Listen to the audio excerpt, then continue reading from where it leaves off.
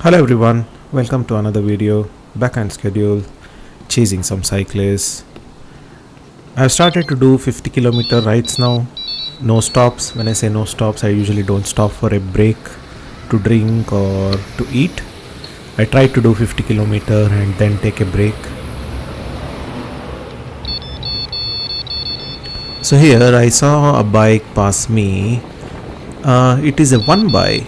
I'm not sure if it's a gravel bike or when I saw the top tube it looked like specialized Venge or something. I'm not sure, but the tires were a bit bigger. The width was a bit bigger. It had some grips on it as well, and I saw that he was actually struggling to push the speed. So you can see my cadence is around 83 here, and I could see him already running out of the gears. I think that's the reason. For at least the flat roads, I think it's good to have two chain rings at the front. You can see here the biggest chain ring on the front seems to be pretty small. I think it's designed for gravel, if I'm not wrong. But yeah, I was just trying to keep up. I'd already done 37 kilometers. What I'm trying to do now is finish the 50 kilometer, but with an average speed of anything above 25.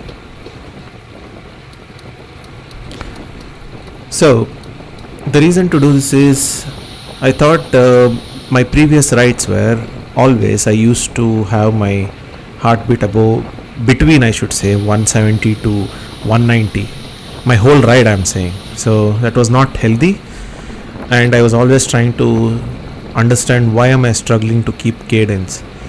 And then I realized my seat height is too high, and that's the reason my core, I used to struggle to maintain my core, being overweight of course. And I saw some bike fit videos and I realized okay, might be worth bringing the seat a bit down, and it clicked. Once I brought the seat down, I really started to see that my cadence went up. So I used to struggle keeping even 50 to 60 cadence before. Now I average around 65 to 67 cadence, which is really good. I'm starting to get comfortable on the bike again, and weekly I'm trying to do around 50 and 50, so 100 kilometer rides, and trying to keep my average heart rate around 160. Well, again, I'm not as fit as everyone to have it below 140 or something. Again, I'm not trying to push it too much. I can maintain 30, 32 easily, but what I'm trying to do now is just maintain 70 to 75 cadence and just try to have the heart rate under 170. That's what my goal is, and I have been successful with that goal. So hey, again, I'm keeping my eye on the front bike here. He seems to be on the smallest cog at the back, which means I think that's the max speed he can go. That I haven't done a whole Singapore loop. I want to do that. These are all in preparation of that. Since it's December, I'm flying to my hometown. So before I do that, I want to finish a 100-kilometer ride. I can even do 2 loops of this. So how this started was I brought my seat height a bit too low, and I could notice that my cadence was just around 70, but I could maintain that 70 for 75 kilometer without any issues, no tiredness. The heartbeat was around 140, 150, but it just felt like I couldn't put much power down. Even though the cadence was there, the average speed was around 25, but I couldn't push it beyond that. So I just brought the seat up by I think half a centimeter or something, or 1 centimeter you can say, and that freed up the cadence for me. So my legs were a bit free, and I could keep up. I still feel a bit of load on my front. The reason is because I can still bring the seat height a bit down to make that balance, but I just want to keep it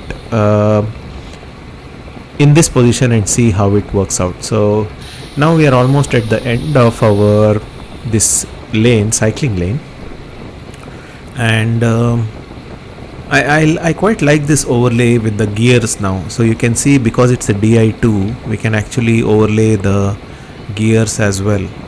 And I'm still trying to figure out, by the way, which bike that is. I don't know, I was so tired that when he passed me I didn't even look up properly. So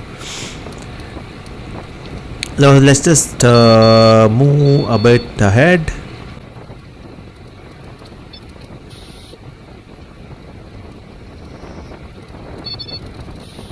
So this is the last bit here. So I think it's about half a kilometer from here. We will reach the East Coast Park, which is basically a beach cycling park.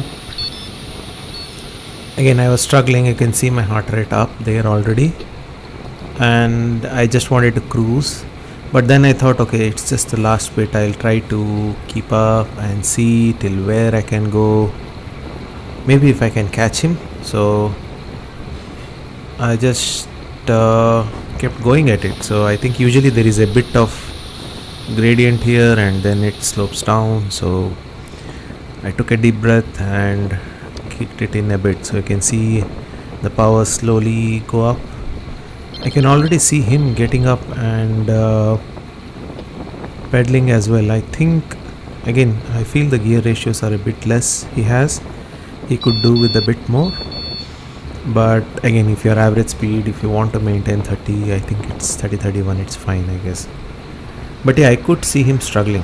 Maybe he has more kilometers under his leg, I'm not sure from where he's come. But I thought, okay, now is the chance.